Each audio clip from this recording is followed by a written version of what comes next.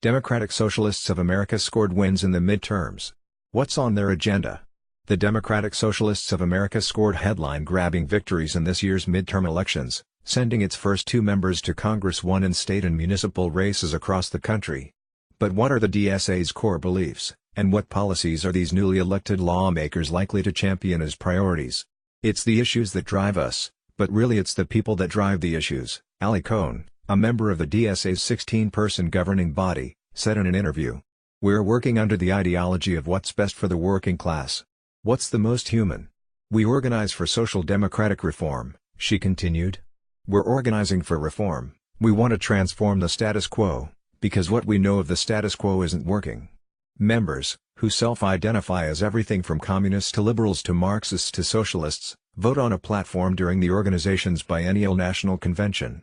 At the most recent convention in Houston in 2016, members pushed for a focus on Medicare for all and strengthening unions, and also emphasized gaining more elected representation.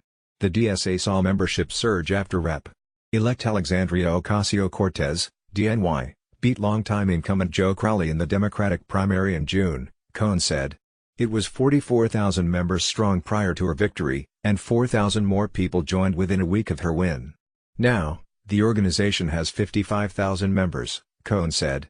Here are 5 issues and priorities backed by members of the DSA.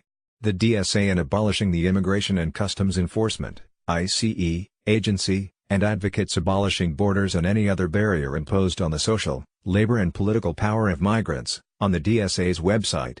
The 2 DSA members headed to Congress, Rep. Elect Rashida Tlaib, Democrat Michigan, and Ocasio-Cortez, have both publicly endorsed. We can replace it with a humane agency that is directed toward safe passage instead of the direction of criminalization, Ocasio-Cortez in October, shortly after she won her primary race in an upset. DSA members support, meaning a single-payer, government-run health insurance system that would offer coverage to anyone living in the United States. Ocasio-Cortez and Tlaib campaigned on Medicare for all in the midterms, and who aren't members of the DSA, as well. I'll fight for Medicare for all that guarantees health care as a right, not a privilege, Tlaib wrote on her campaign website. We're the only major nation on earth that does not guarantee health care for its residents, and because of it millions of people in this country still do not have access to the health services they need. After she was elected, Tlaib told that health care is a priority for many members and that she is very much committed to advocating for Medicare for all. Ocasio-Cortez had continued to call for Medicare for all, as well. In my onboarding to Congress, I get to pick my insurance plan. As a waitress, I had to pay more than twice what I'd pay as a member of Congress. It's frustrating that Congress members would deny other people affordability that they themselves enjoy.